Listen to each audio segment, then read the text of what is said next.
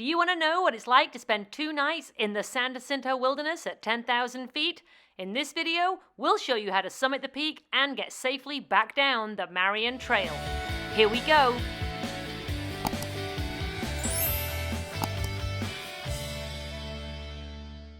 Good morning.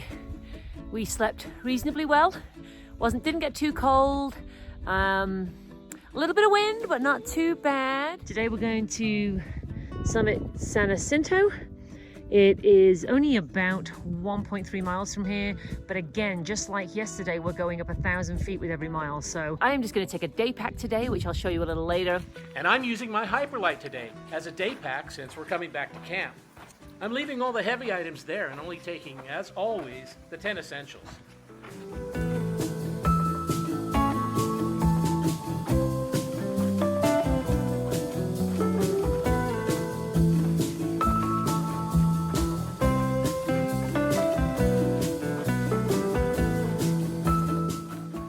Switchbacks aren't too bad. There are a few sections, just like this one, where you're going at reasonably steep sections. Again, there are portions of the trail that have very large boulders you have to step up on.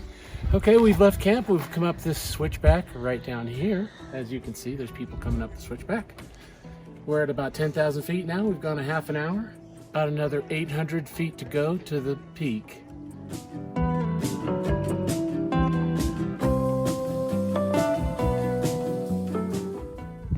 The tree fell across the trail here, so they made a trail around it. Some people have made another trail that cuts and goes up that way.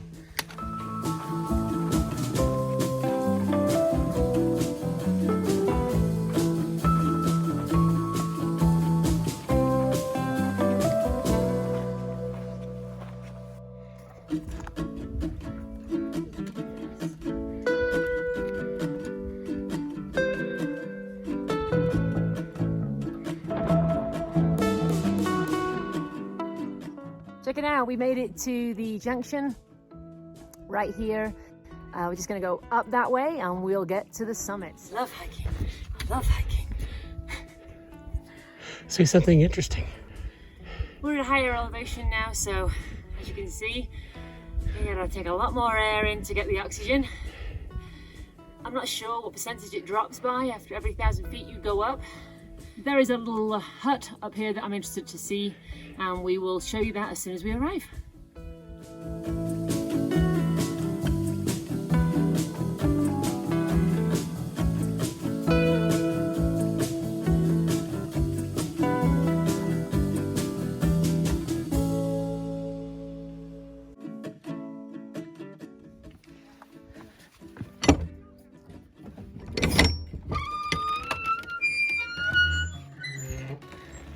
So there's a couple of bunk beds here that you can put your own sleeping pads on if you get stuck in a storm. They've had to sadly brick up the fireplace just because of the terrible fire hazards. As you can see, we made it to the peak. The final 500 yards are most definitely a hands and feet scramble to the top. We stowed our poles and we clambered on up. You definitely get more of a sense of a peak here than you do on the summit of San Gorgonio. This was the last Saturday in July, and there were at least 45 people in a confined area. We didn't get to video as we couldn't find a quiet spot. We did, however, later meet these wonderful people. Hi, I'm Mark, and this is Marilyn. I'm Marilyn. And Marilyn is 70, I am 67. We are in San Jacinto Peak, and it was a walk in the park. So all you young 50-somethings, get on it.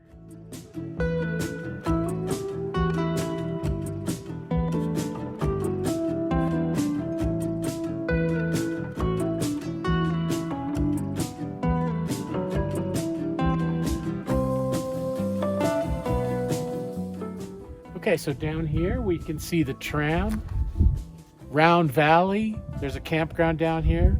You can hike up from Idyllwild through the Wellman Divide up this way and camp at Round Valley, and then a day hike up to the peak if you want to.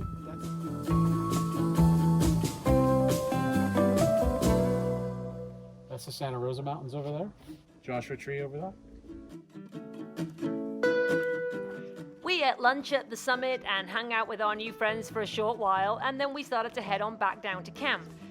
Just before we hit the switchbacks, we bumped into this guy again. We saw this glider whilst we were heading to the summit of San Jacinto about 6 weeks earlier. Perhaps he's just gliding around all the summits.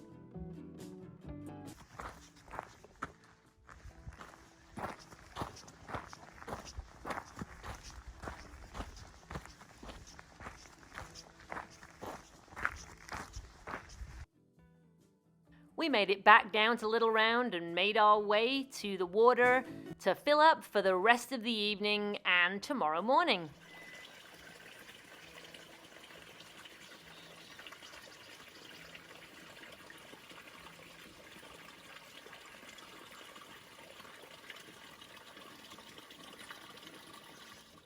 Back at camp, and Kevin has carefully strung up our gravity bag. So it's the exact right height for our bottles when we fill them later. You're so awesome. Oh, he's going over. Pray to God there's no fire. He is, isn't he? Damn. Thankfully, we discovered later that there had just been a small fire next to the freeway on the way to Palm Springs. We relaxed for the rest of the day, enjoyed this absolutely stunning sunset, and then settled in for our final night in the San Jacinto Wilderness. We do need to be up bright and early in the morning to tackle that Marion Mountain Trail. If you guys are enjoying this video, go ahead and hit that like button. Don't forget you can also subscribe and hit the bell for notifications to hear more from Kev and I.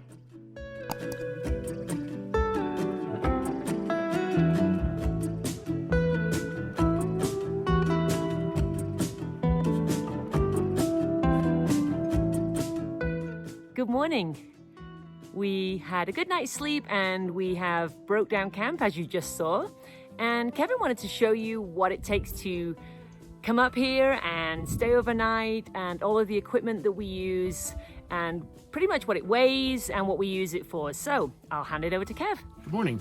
Like Kat said, I'm going to start packing my bag, so I thought I'd show you what I'm going to put in and what I take with me when I go hiking. So the first thing is my poles. These are REI Flash carbons, and they're set at a specific height. They're not adjustable. Okay, next is my pack. It's a Hyperlite. It's I put my canteen in it, which is a 1 liter canteen that I use. Next thing is a bear canister. Also, I have my water filtration system, which is a Life Straw 1 gallon gravity bag, and I put that on the outside of my pack so it's easy to get to. Also have my map and compass. Then here I've got some small stuff. This is my mosquito net, 2 pillows that I like to use. This is my down shell that I wear. It's a jacket. This right here is a Columbia windbreaker, rain, it's waterproof. Then I have my Flash 3-season insulated air pad from REI. And then I use that in cooperation with the Nemo switchback, which I put underneath. But I also use this as a sit pad while I'm sitting around camp. And that weighs less than a pound. Then I've got the Flash Air tent, that single person tent. It's a single pole tent. It weighs about a pound or so. And then this is my Nemo mummy bag. It's called a Tempo. It's a 35-degree mummy bag. This is my cooking system. It's a jet boil. It's my coffee cup. It's my cook pot. It's my dish at the bottom. I don't have to take anything else. All I need is my food and a spoon. I've got my radio. I like to listen to some radio sometimes, and it's got the weather radio on there, emergency broadcast on there as well. Yeah, it's a charger. I use it to charge our other radios, which we use to communicate with when we're a little ways apart. And you can wind it up to charge the battery in it. And that's just about it, yeah. We finished packing up and said our goodbyes to Thunder View. What a fantastic campsite this was. Well worth the hike up. As we were coming up this camp the other day, a couple days ago, we noticed that each one had a little trail that goes off into the distance. And when we got to this camp here, there's a couple gentlemen camped on this uneven ground. But if you look, just like all the other camps, there's a trail that crosses the stream and goes off into the distance to some nice flat camps over there. One of the things you always need to practice when you're on the trail is your observation skills. You keep looking around for where people are going, where tracks are, where trails are, and you won't sleep on uneven ground like those guys did.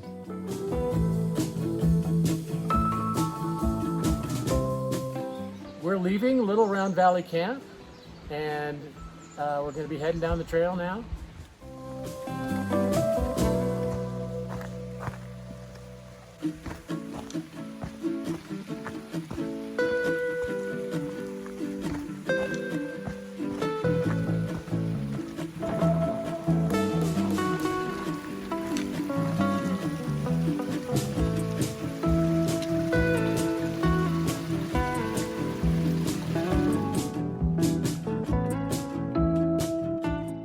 About to join the Pacific Crest Trail again. I always enjoy being on this trail. I always feel like one of the through hikers, even though we're only on it for maybe a mile or so, even if that. It is in our plans to do a through hike, maybe a couple of nights on the Pacific Crest Trail. That'll be fun, but coming up to the point now where it splits off and they go off on their merry way on their big long adventure, Mexico to Canada. Or I think going this way, they're going to, my geography is not that good, so I honestly don't know where they're going from this point. But anyway, so at this point now, we're gonna join the Pacific Crest Trail. The Pacific Crest Trail was first proposed around 1932 by Clinton C. Clark, when Clark, the Boy Scouts, the YMCA, and Ansel Adams, among others, founded the Pacific Crest Trail Systems Conference. From 1935 through 1938, YMCA groups explored the 2,000 miles of potential trail and planned a route from Mexico to Canada. In 1968, President Lyndon B. Johnson designated the PCT within the National Trail System Act. The PCT was then constructed with cooperation between the federal government and volunteers of the Pacific Crest Trail Association. In 1993, the PCT was declared officially finished. You can see evidence all along the trail where they drill holes inside of rocks when they're on the trail to break them into pieces to get them off the trail, or like this one, they're breaking it into a step. Gentleman just walked by and informed us that the reason we're seeing all these blast holes is that 2 years ago there's a flash flood right up this valley, washed out the trail, and they had trail crews that were staying here for a couple of weeks, and they rebuilt the trail and they relocated the trail. You can see it's much nicer. Been hiking 2 hours and 15 minutes and we've made it back to our beautiful lunch spot where we're gonna sit and relax and have some water. I think we're gonna go a little bit further down. Kevin, I think he missed the lunch stop, so he went a little bit further. So I'm gonna see where he's going down here and maybe there's a place to sit. Rest for a little while and get ready for that horrible... Oh! Well, as you probably saw, Kat went flat on her ass. This is a lesson to everybody. Do not try to record while going down a forest floor on a very steep decline. I'm fine. We knew it was going to get on video sooner or later, so there you have it. It's on this video.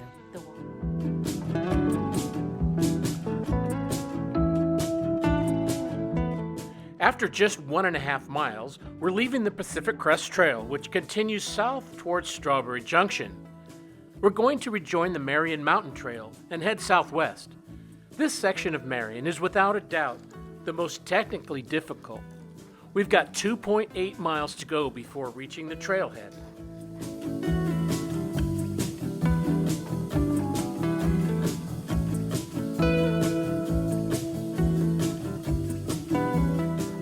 This trail down was going to be technically difficult.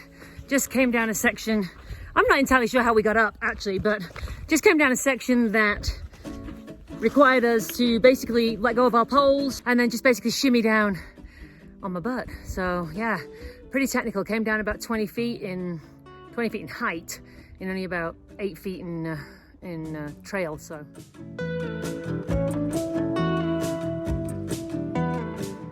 Kevin and I are leaving the wilderness. Goodbye, Mount San Jacinto State Park Wilderness. We have had a fabulous time. You'd think we were at the bottom. We're not.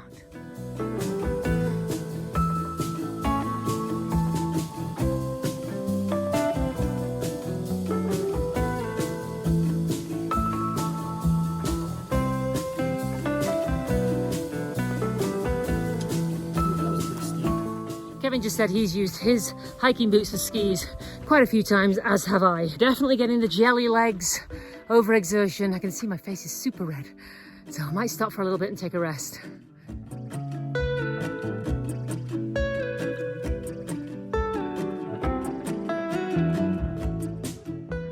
Here we are, end of 3-day hike to San Jacinto Summit and back. We camped at Little Round Valley and we had a blast. It's an awesome trail. It's a difficult trail, but I had a great time. We hope you enjoyed our adventure to the summit of San Jacinto and then the journey back down the Marion Mountain Trail. Don't forget to hit that subscribe button, the bell, and the like button. From Kat and Kev, your wilderness wanderers, we'll see you on the trail.